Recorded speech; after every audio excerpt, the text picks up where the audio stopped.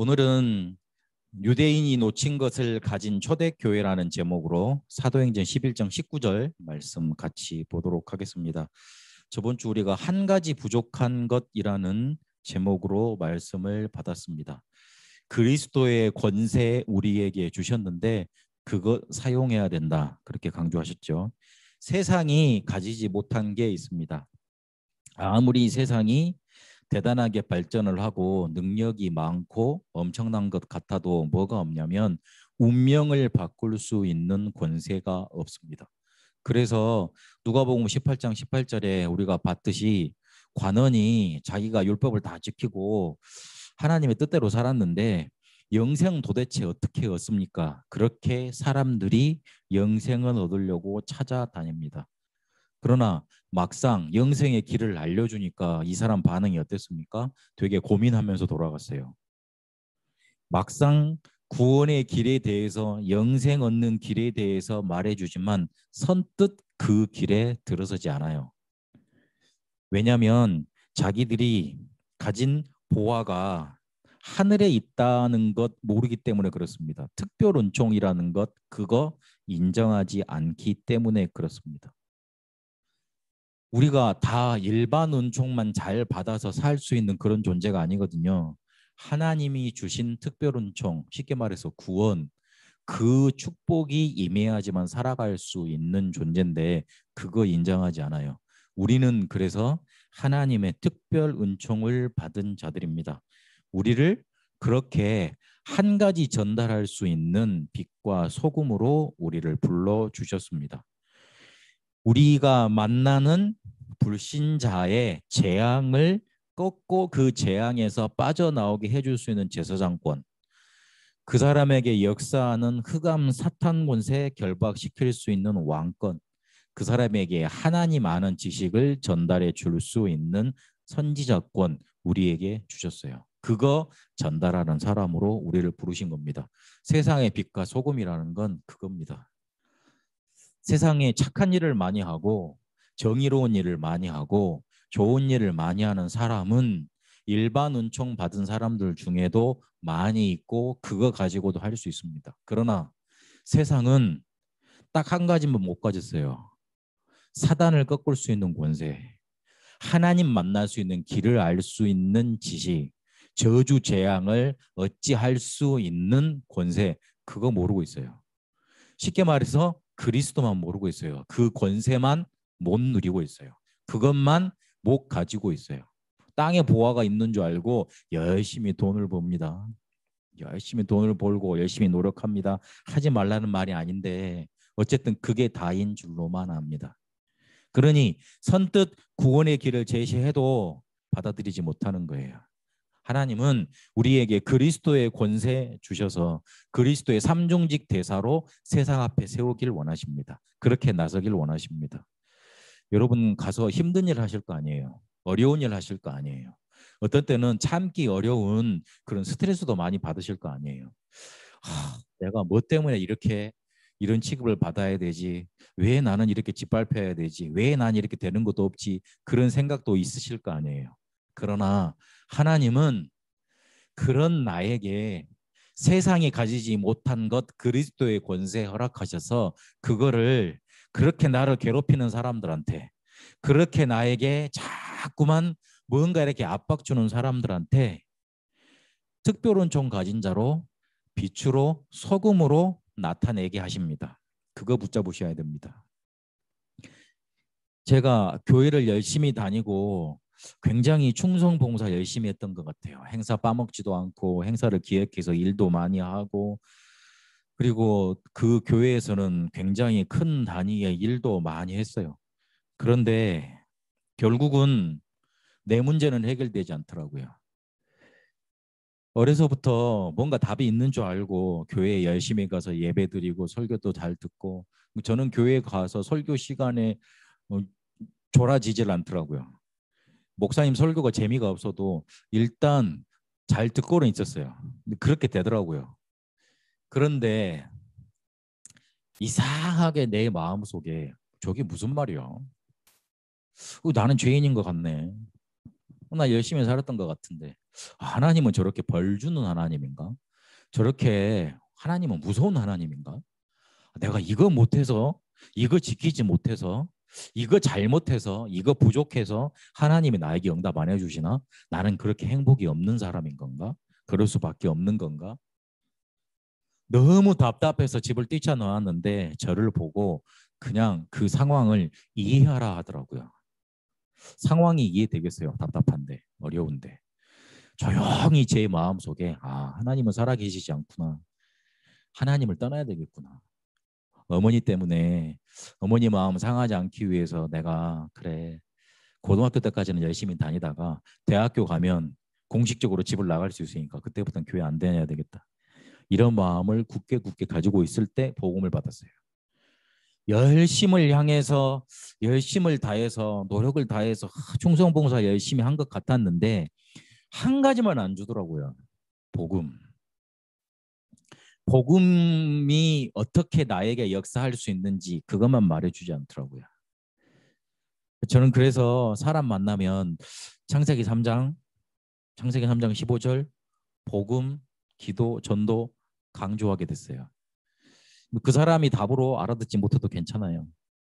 희한하게 그걸 말해도 너무 잘 이렇게 증발되더라고요. 까먹는 전도가 아니라 일단 들어가면 날아가요. 그 있던 원래 지식까지도 같이 갖고 들어가는 것 같아.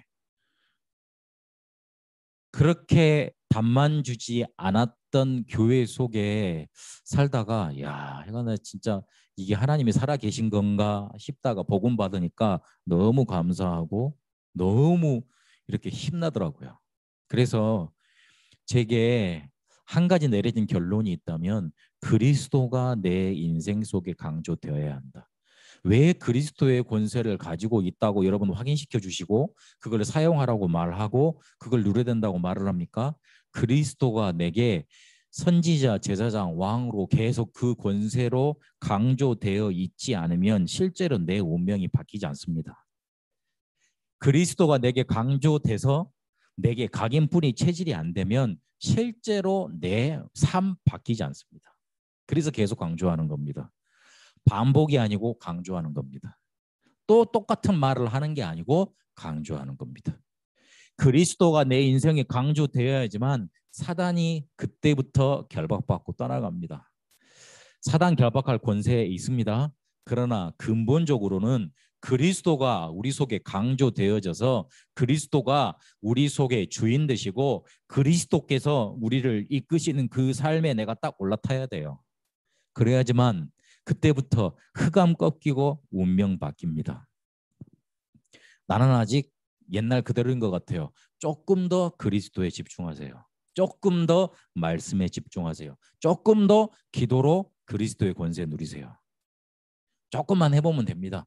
한 번만 그 한계점을 넘으면 그때부터는 그렇구나. 세상에 한 가지 부족하구나.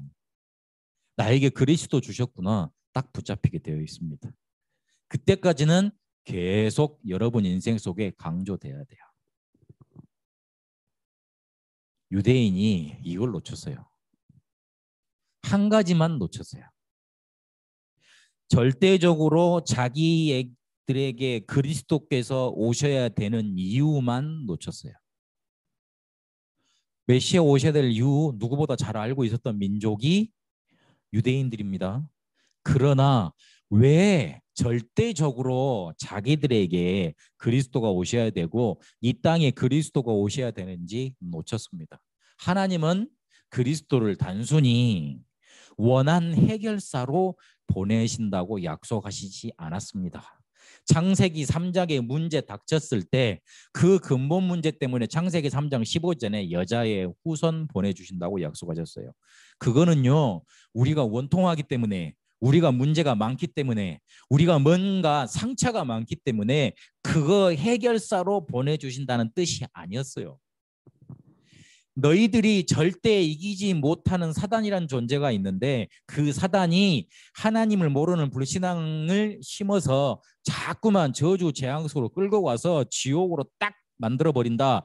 그거 해결할 길은 너희들이 해결할 수 없다. 내가 보내신 그리스도 메시아 그분 오셔야 되는 거다. 그거 강조하셨던 거예요.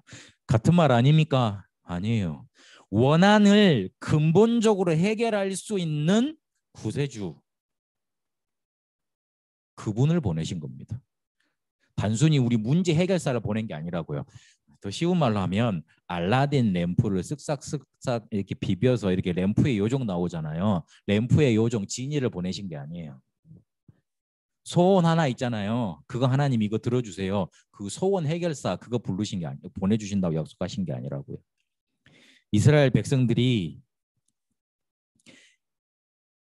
원한이 생길 수밖에 없었던 이유에 대해서는 고찰하지 않았어요. 왜 우리가 이렇게 노예되고 포로되고 속국돼야 되지? 거기에 대해서는 깊게 생각을 안 했다고요.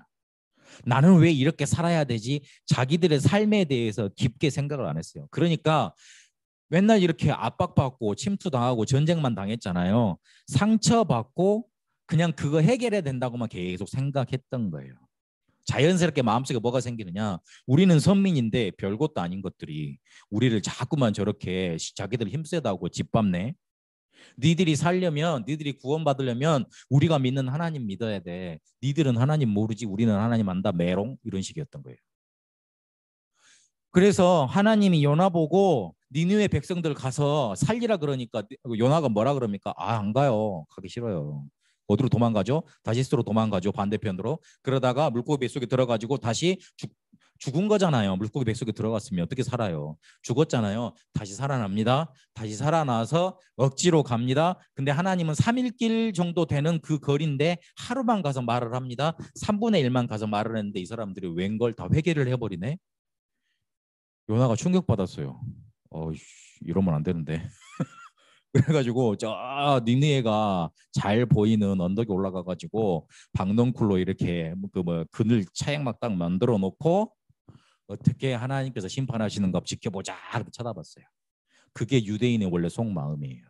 하나님은 저 이방인을 살리고 싶어 하시는데 안 돼. 그러면 안 돼. 우리를 괴롭힌 사람들 우리한테 아직 용서도 안 구했는데 죽어야지. 멸망해야지. 그러면 안 돼.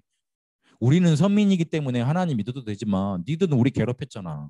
니들은 우리 노예 만들었잖아. 니들은 우리 속국 만들었잖아. 니들은 우리를 완전히 멸망받고 짓밟고 그렇게 돌아가면서 우리를 계속 상처 주고 우리를 뭔가 이렇게 막 우리 자녀들도 노예로 잡아가고 그리고 우리의 처자들은 계속 이렇게 폭행하고 그랬는데 니들이 어떻게 하나님 자녀가 될 수 있어? 어떻게 우리랑 같은 하나님의 자녀 선민이 될 수 있어? 그랬던 거예요. 그 시각으로 메시아를 바라보고 그 시각으로 하나님이 주신 선교를 바라봤던 겁니다. 그러니까 그건 놓치죠. 우리가 이러고 있는지도 몰라요. 제가 옛날에 그랬어요. 하나님 내 문제 좀 해결해 주세요. 하나님 살아계시다면서요. 예수는 그리스도 모든 문제 해결자라면서요. 제발 내 문제 좀 해결해 주세요. 나 좀 성공시켜 주세요. 그럼 복음도 잘 전할 수 있잖아요. 나에게 더 경제 축복해 주세요. 헌금 더 많이 해서 교회를 빵빵하게 믿게요. 그리 살았어요. 하나님은 그리스도를 절대 우리의 원한과 상처 해결사로 보내신 적이 없습니다. 살라고 보내셨고 살리라고 보내셨어요. 유대인이 그것만 놓쳤어요. 그러니 당연히 선교를 놓쳤죠. 이스라엘은요 재앙당할 수밖에 없었어요. 그들에게 당연하게 와야 될 일이고 필요했던 일이고 절대 이유를 놓치니 올 수밖에 없었던 일이었습니다. 그런데 사도행전 1장 8절의 언약을 붙잡고 선교를 회복한 교회가 나타났습니다. 초대교회입니다. 하나님이 너희들이 그래 선교를 회복했구나 그거를 증거하시려고 이미 15나라를 오순절 날에 예비해 놓고 그 사람 그 초대교회 선교를 회복한 초대교회 주변에 갖다 놓습니다. 그들이 복음을 듣고 그대로 사도행전 1장 8절대로 언약을 성취해 갑니다. 그렇게 사도행전 1장 8절대로 사마리아에 복음이 들어가고 그리고 사도행전 10장에 보니까 고넬료가 복음 받잖아요. 땅 끝으로 가는 첫 시작이 됩니다. 근데 그거 가지고 또 싸우잖아요. 그래서 하나님은 사도행전 11장 19절에 문제를 축복으로 봤던 사람들 스데반의 환란을 위하여 흩어졌다 그랬잖아요. 근데 그 사람들 눈이 달랐어요. 스데반의 환란을 위해서 흩어졌지만 그게 오히려 사도행전 1장 8절대로 우리가 언약 성취되는 과정 중에 있다 축복으로 봤습니다. 그렇게 언약을 붙잡고 사도행전 13장에 보니까 자의로 지금까지는 하나님이 몰아서 보냈는데 노예로 보냈는데 우리들이 선교사로 나가겠습니다. 그렇게 자원해서 선교하게 됩니다. 그렇게 성령께서 이끄시는 곳을 갔는데 거기서 누구를 만납니까? 대단한 제자들을 만났습니까? 그렇지 않아요. 무속인, 점술인, 우상숭배하는 자들을 만났어요. 아니 하나님 왜 그러세요? 우리가 복음 증거하겠다고 성령께서 이끄시는 곳을 갔는데 왜 우리 현장에는 그렇게 무속인들, 점술인들, 우상 섬기는 사람들만 만나요? 그게 바로 하나님의 뜻입니다. 그 사람들을 살리라는 겁니다. 구약 시대에는요, 그 사람들 만나면 어떻게 하라 그랬죠? 다 죽이라고 그랬어요. 그렇죠? 같이 살려두지 말라 그랬어요. 근데 신약에는 어떻게 됐습니까? 오히려 그 사람들을 살려냈습니다. 너희들이 성령 충만, 그들을 살려낼 수 있는 복음의 힘이 있으면 살려낼 수 있다는 거예요. 그렇죠? 그렇게 살려냈는데 로마서 16장에 세계 살릴 수 있는 237 시스템을 만들어 주시고 구원의 역사를 일으키십니다. 유대인이 놓쳤던 것 초대교회는 회복했고 가졌습니다. 우리는 그렇게 본질을 회복하고 시대를 회복하는 축복을 누려야겠습니다. 코로나로 예배를 드리지 말아라. 우리는 예배 드리지 못하게 만드니까 나라와 싸워야 된다. 그렇게 말하는 분들이 꽤 많이 나오시더라고요. 그게 오히려 신앙의 뭔가 이렇게 정통성을 지키는 걸로 이렇게 많이 말씀을 하시더라고요. 저는 좀 생각이 다릅니다. 그렇게 나라에서 막으면 우리 그러면 교회 문 다 닫고 그래야 될 상황도 옵니다. 그러면 우리 중국 한번 생각해 봅시다. 교회 문 닫아버립니다. 그러면 거기서는 예배 못 드립니까? 하나님 못 믿습니까? 전도 못 합니까? 그렇지 않습니다. 제가 아는 전도자들은 오히려 각 가정으로 파고들어서 각 개인으로 파고들어서 복음 더 잘 전하고 있습니다. 우리는 몇천 명인데 거기는 진짜 몇만 명 모인대요. 1년에 한 10,000명 이상씩 이렇게 영접이 된대요. 물론 수가 많죠. 13억, 15억 정도 되니까. 근데 그들이 막는다고 해서 그 복음이 막혀집니까? 그렇지 않습니다. 이 비대면 시대를 하나님이 우리에게 축복으로 주신 거예요. 오히려 237로 더 갈 수 있는 복입니다. 근데 그거 회복하고 지금 사람들은요 더 답답하니까 더 이렇게 영적으로 더 무너져 있어요. 그거 회복하라는 거예요. 예배 드리지 못하게 하니까 예배를 드려야 되겠다. 그거 싸우라고 하나님이 이 재앙을 우리에게 주신 거 아니에요. 우리의 신앙을 더욱더 하나님 앞에 세우고 단단해지라는 축복의 기회로 주신 겁니다. 복음도 붙잡고 시대를 회복해야겠습니다. 그러려면 본질을 살려내야 돼요. 본질을 어떻게 살려내느냐? 보호자, 시공간, 237 축복을 말씀으로 각인시키고 기도에 뿌리내리고 전도로 체제를 만들면 돼요. 그렇게 우리의 본질이 뭐죠? 우리는 하나님 자녀잖아요. 전도자잖아요. 그거 회복하면 돼요. 그리고 이건 제가 장로연합회 수련을 통해서 제 마음속에 가장 하나님이 주셨던 메시지인데 주옥과 부옥 바꿔야 돼요. 아까 생각 하나 바꾸면 흑암 무너뜨릴 수 있다 그랬잖아요. 주옥과 부옥 바꾸셔야 돼요. 무슨 말이냐? 돈 버는 이유 바꿔야 돼요. 나는 교회 살리기 위해서, 나는 237 복음화 하기 위해서, 나는 237 중에 베트남 복음화 하기 위해서 돈 번다. 딱 그렇게 이유 바꾸세요. 나중에 가다 보면 또 힘들어서 그냥 돈만 벌고 있어. 그러면 또 바꾸세요. 그렇게 계속 바꾸다 보면 어느 순간에 주옥과 부옥이 바뀌어져 있어요. 하나님은 그거 원하세요. 우리가 조금만 돈을 벌기 위해서 막 남들처럼 그렇게 생과 열을 다해서 투쟁하는 그 사람들 흐름 속에 있다면 얼마나 비참해요. 그런데 하나님은 우리를 베트남 살릴 수 있는 사람으로, 한국 살릴 수 있는 사람으로, 237 살릴 수 있는 사람으로, 교회를 살릴 수 있는 사람으로 부르셨어요. 그 축복을 확인하는 자리로 여러분 현장을 만드세요. 힘들 겁니다. 어려울 겁니다. 그러나 누구나 다 어렵고 누구나 다 힘듭니다. 나는 복음을 붙잡아야 되겠다. 나는 그 힘든 거 선택하지 않고 하나님이 주신 축복 선택해야 되겠다. 생각 바꾸세요. 그게 주부어 바꾸는 거예요. 그러려면 하나님을 향한 집중이 돼야 됩니다. 어떻게 하면 됩니까? 틀린 건 내가 가지고 있구나. 그거 버려버리고 계속 말씀 흐름으로 편집하시면 돼요. 말씀이 내게 뭔가 자꾸 담기도록 그걸 읽고 보고 쓰고 그렇게 하시라고요. 편집이란 단어가 다른 게 아니고 그 있는 것을 그대로 받아들이는 게 아니고 내 거 만들려면 내가 뭔가 이렇게 내 거로 만드는 작업이 있어야 되잖아요. 그걸 말하는 거예요. 대부분 틀린 거 붙잡고 있거든요. 그거 버려버리고 말씀 흐름 편집하면 됩니다.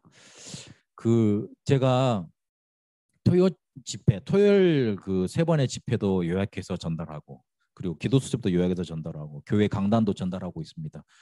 제 듣는 사람들을 위해서도이지만 저를 위해서 편집하는 거예요. 저를 위해서. 그러다 보니까 하나님이 내게 주시는 메시지 계속 잘 붙잡을 수 있게 되더라고요. 그런 편집 과정이 필요합니다. 그러면 하나님을 향해 집중하게 되고 힘 얻을 수 있습니다. 생각 하나면 사단 무너뜨릴 수 있습니다. 우리의 생각 하나로 흑암 세력 무너집니다. 어려움에 속지 마시고 그리고 여러분 주변 환경에 여러분을 자꾸 압박하는 거 있잖아요. 거기에 마음 주지 마세요. 마음이 가겠습니다마는 아니다. 나는 하나님의 자녀다. 그때 붙잡으세요. 나는 교회와 베트남과 237 살릴 전도자로 부름받았다. 그거 붙잡으세요. 특히 우리 베트남 TCK 랩런트들 하나님은 나를 베트남과 한국 살릴 TCK 랩런트로 부르셨다. 그 언약 붙잡으세요. 생각 하나면 흑암 무너뜨립니다. 여러분의 생각이 하나님을 향해 집중되기를 바라고 주옥과 부옥이 바뀌는 그런 응답 있길 바라고 본질을 살려내는 축복 있게 되시길 바랍니다. 살아계신 하나님 감사합니다. 유대인이 놓쳤던 것 우리는 회복하고 가지게 하여 주옵소서. 본질을 회복하고 시대를 회복하는 사람으로 베트남을 살리고 237 살리는 응답 누리게 하여 주옵소서. 우리의 생각 하나로 흑암 세력 무너지는 응답 누리게 하옵소서.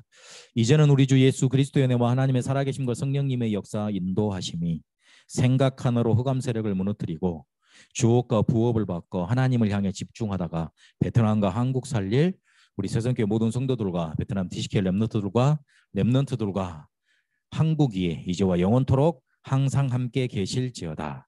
아멘.